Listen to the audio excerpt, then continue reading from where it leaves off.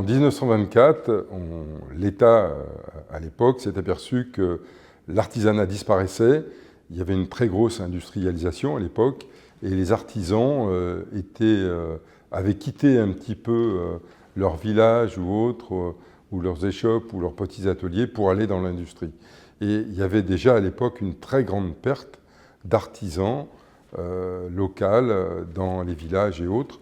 C'est pour ça qu'il a fallu anoblir un peu le travail manuel, parce qu'il n'y avait pas de diplôme supérieur, il n'y avait pas de diplôme vraiment qui existait pour les manuels, pour les gens qui avaient un travail dans l'artisanat. À l'époque, il y avait quelques dizaines de métiers. Au plus haut des concours MOF, il y a eu presque plus de 200 métiers qui étaient en concours. Et au dernier, au 26e concours, je crois qu'il y en avait 120 à peu près.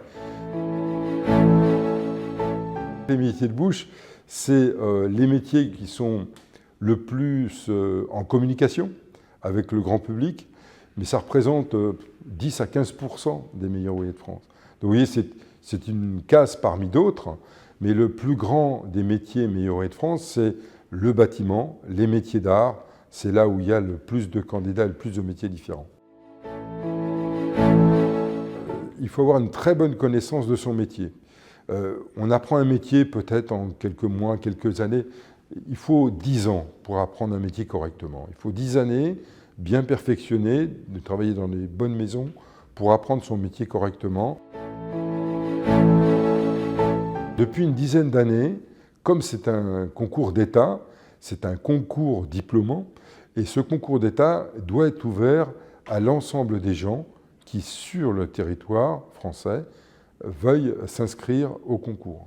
Donc, depuis quelques années, nous avons le bonheur d'avoir des étrangers. Alors, je suis certain que dans les années à venir, on aura de plus en plus de participation d'autres pays aussi qui ont la gastronomie en fer de lance, surtout la gastronomie française, en fer de lance dans leur pays.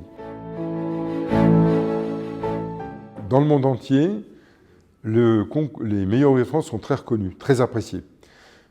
Pas que dans la cuisine, aussi dans le bâtiment, dans les métiers d'art. C'est des gens qui sont extrêmement recherchés et quelquefois vous avez des grandes restaurations ou même des créations importantes.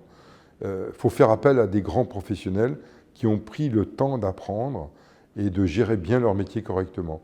Et c'est là où les meilleurs ouvriers de France sont très recherchés.